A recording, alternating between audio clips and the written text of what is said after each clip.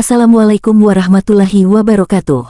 Salam jumpa dan ketemu lagi di channel yang menyampaikan informasi-informasi penting terkait agama Islam dan ilmu pengetahuan yang sangat sayang untuk dilewatkan. Pada tayangan video kali ini, kami akan mengajak Anda untuk menyimak sajian informasi terkait dengan bulan Syawal, khususnya tentang mitos jahiliyah bulan Syawal.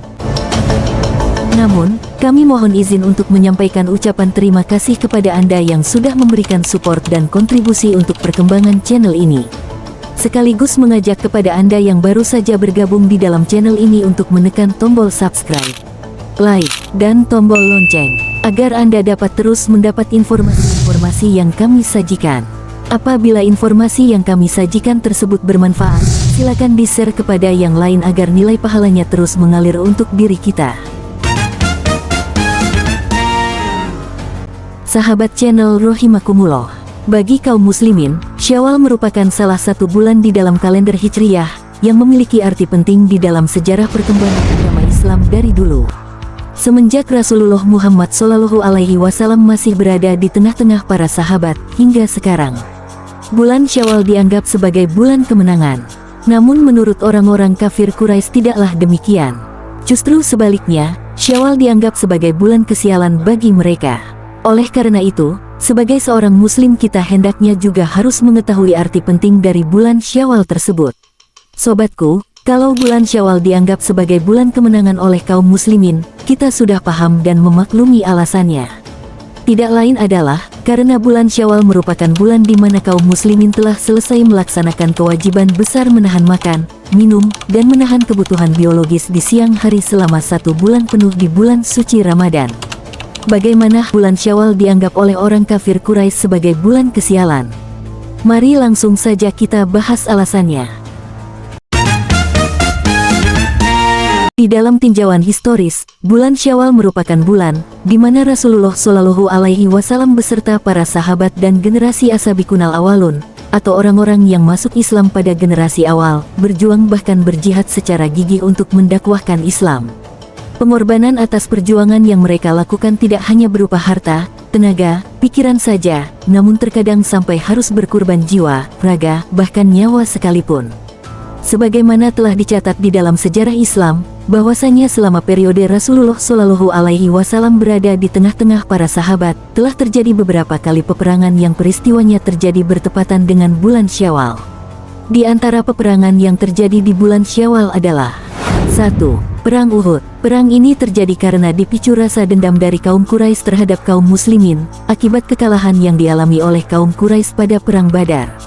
Perang Uhud terjadi pada tahun ketiga bulan Syawal, setelah Nabi Muhammad SAW hijrah ke Madinah, atau pada tahun ketiga Hijriyah. Sebagaimana telah diceritakan di dalam beberapa riwayat hadis, Perang Uhud dipimpin oleh Rasulullah SAW dengan jumlah pasukan umat Islam sebanyak 1.000 orang, dengan 2 kavaleri dan 100 pasukan memakai baju besi. Sedangkan musuhnya, yakni kaum Quraisy dipimpin Abu Sufyan dengan pasukan berjumlah 3.000 orang, dengan 100 tentara kavaleri dan 700 pasukan memakai baju besi.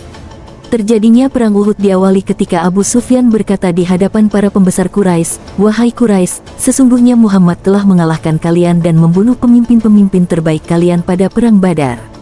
Bantulah aku dengan harta ini untuk memeranginya." Mereka pun menyambut ajakan tersebut sehingga terkumpul 1.000 ekor unta dan 50.000 dinar. Mereka pun mulai menggalang pasukan untuk memerangi Rasulullah SAW dan meminta bantuan kepada kabilah-kabilah yang tersebar di sekitar Makkah. Peristiwa ini Allah abadikan di dalam firman-Nya. Sesungguhnya orang-orang kafir menginfakkan harta mereka untuk menghalang-halangi orang dari jalan Allah. Mereka akan terus menginfakkan harta itu, kemudian hal itu menjadi sebab penyesalan yang besar bagi mereka. Akhirnya, mereka akan dikalahkan. Ke neraka jahanamlah orang-orang yang kafir itu akan dikumpulkan. Quran Surat Al-Anfal ayat 36. Perlu Anda ketahui bahwa ada 2 malaikat yang ikut berperang di dalam perang Uhud ini. Sebagaimana telah dijelaskan di dalam kitab Fathul Bari, Imam Ibnu Hajar Al-Asqalani meriwayatkan sebuah hadis yang berasal dari salah seorang sahabat yang bernama Sa'ad bin Abi Waqqas. Beliau menyatakan, ada 2 malaikat yang ikut berperang di dalam perang Uhud untuk mendampingi Rasulullah. yaitu malaikat Jibril dan Mikail. Awalnya Allah memberikan kemenangan kepada kaum muslimin, walaupun harus ditebus dengan gugurnya tidak kurang dari 70 syuhada termasuk paman Nabi, yaitu Hamzah bin Abdul Muthalib. Beliau gugur karena kena tombak seorang budak yang bernama Wahsy. Namun kemenangan perang Uhud yang diraih oleh pasukan kaum muslimin bersifat sementara. Hal ini disebabkan karena pasukan muslimin lupa diri, mereka merasa sudah memperoleh kemenangan, sehingga tergodalah untuk segera mengambil ghanimah atau harta rampasan perang. Khususnya pasukan pemanah, lupa akan pesan yang diwasiatkan oleh Rasulullah, agar tidak meninggalkan posisi, walaupun telah memperoleh kemenangan. Di tengah sibuknya tentara kaum muslimin mengambil harta rampasan perang, dan para pemanah turun dari bukit di mana posisi semula berada, maka pada saat itu kaum musyrikin berbalik arah untuk menyerang kaum muslimin kembali. Akibatnya pasukan kaum muslimin dipukul mundur oleh pasukan kaum musyrikin, sampai menyebabkan Rasulullah harus bertahan di atas batu di Bukit Uhud dalam kondisi terluka. Walaupun akhirnya memperoleh kemenangan, namun orang kafir Quraisy menganggap sejatinya pemenang peperangan adalah kaum muslim, dan menyebut bulan Syawal dianggap sebagai bulan kesialan yang tidak membawa keberuntungan.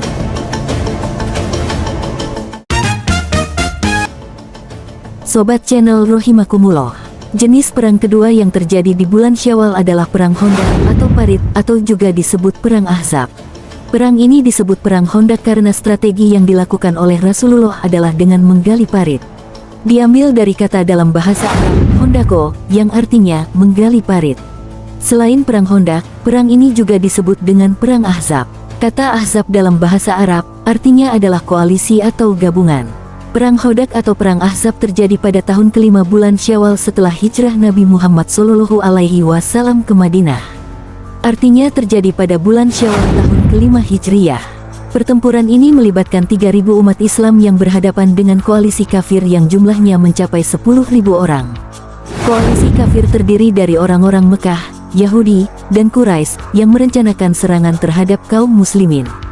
Terjadinya perang ini karena dipicu ajakan dari kaum Yahudi yang merasa terhina kepada beberapa suku dan pemimpin suku di Mekah termasuk kaum Quraisy.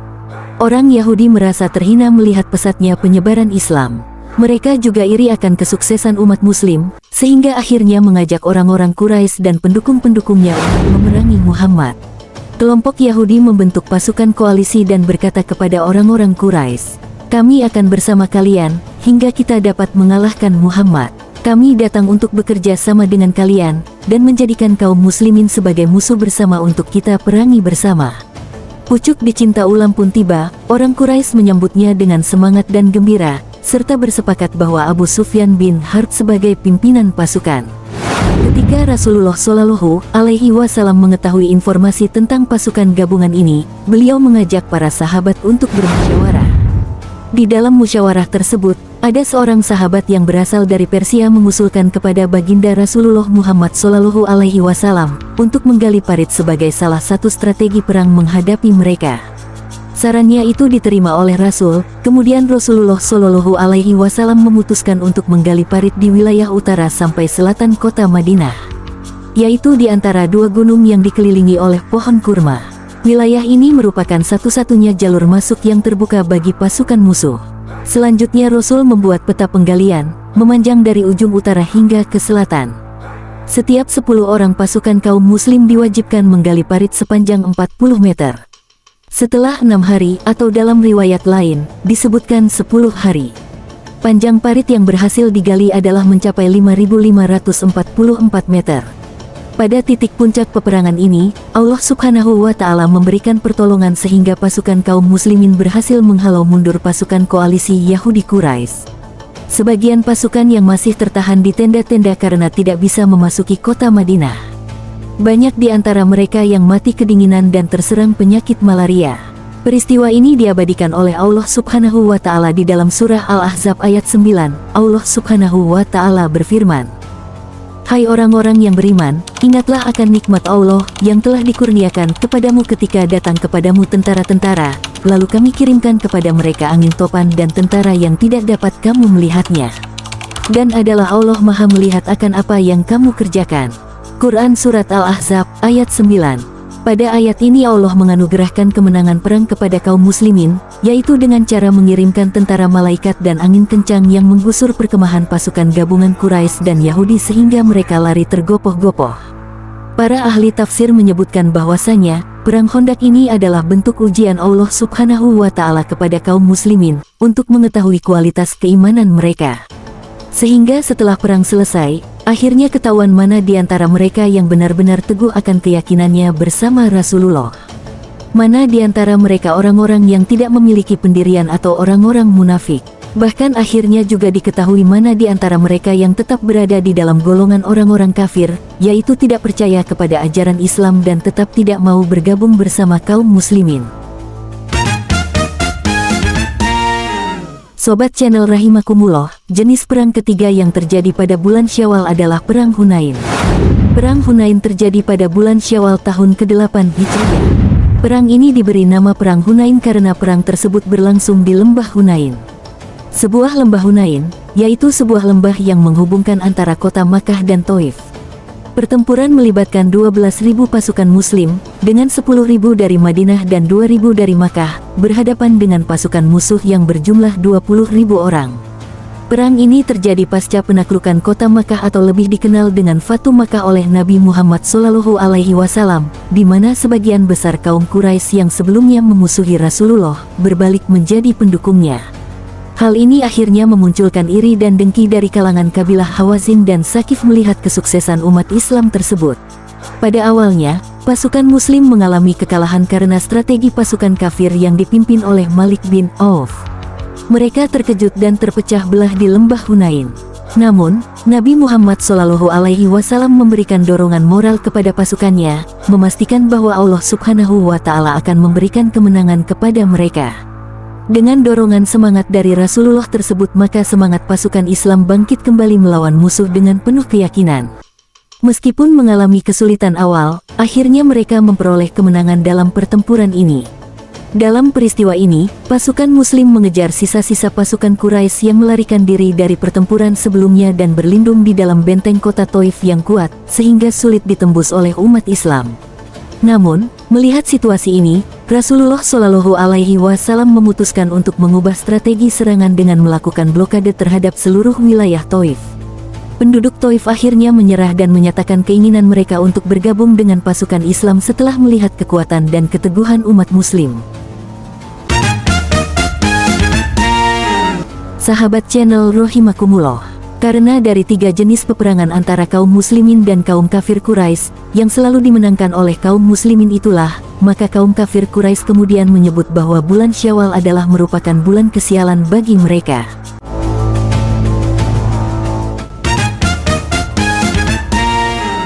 Selain itu, menurut kepercayaan orang-orang di zaman jahiliyah, bulan Syawal memiliki makna seekor unta betina yang menegakkan ekornya. Menurut kepercayaan mereka, tegaknya ekor unta betina ini disebabkan kecenderungan unta-unta betina yang enggan didekati pejantan. Ekor yang diangkat menandakan penolakan, bahkan perlawanan unta betina terhadap unta jantan. Keterangan ini termaktub di dalam kitab Al-Bidayah wan Nihayah, karangan Syekh Ibnu Katsir. Oleh karena itulah, maka para wanita juga menolak untuk dinikahi para pria dan para wali pun enggan menikahkan putri mereka. Dari fakta itulah kemudian muncul kesimpulan masyarakat Arab sebelum Islam. Mereka meyakini bahwa menikah di bulan Syawal menjadi sebuah hal yang tabu, bahkan sebagai bulan yang dilarang untuk melaksanakan pernikahan. Sobat channel, menurut beberapa sumber informasi, konon masih ada persepsi di masyarakat kita, adanya anggapan kurang baik untuk menikah di bulan Syawal. Hal ini adalah merupakan warisan jahiliyah yang tidak ada alasan untuk diikuti. Kita mengucapkan syukur alhamdulillah, karena secara mayoritas masyarakat Indonesia, khususnya umat muslim, tidak menganggap Syawal sebagai bulan yang tidak boleh nikah. Namun sebaliknya malah dikenal dengan istilah bulan pernikahan. Banyak orang-orang yang menggelar akad nikah pada bulan ini. Hal ini menunjukkan sebuah langkah dan upaya kaum muslimin untuk mengikuti salah satu amal Rasulullah, yaitu menikah di bulan Syawal. Rasulullah sendiri mencontohkan melakukan pernikahan di bulan Syawal. Sebagaimana disebutkan dalam beberapa riwayat, diantaranya Dari Aisyah radhiyallahu anha, ia berkata, Rasulullah shallallahu alaihi wasallam menikahiku di bulan Syawal. Dalam riwayat yang lain disebutkan, sungguh Nabi menikah dengan Ummu Salamah radhiyallahu anha pada bulan Syawal. Melalui hadis ini, tahayul yang dipercayai bangsa Arab itu dipatahkan Rasulullah shallallahu alaihi wasallam. Bulan Syawal dijadikan waktu disunahkannya menikah.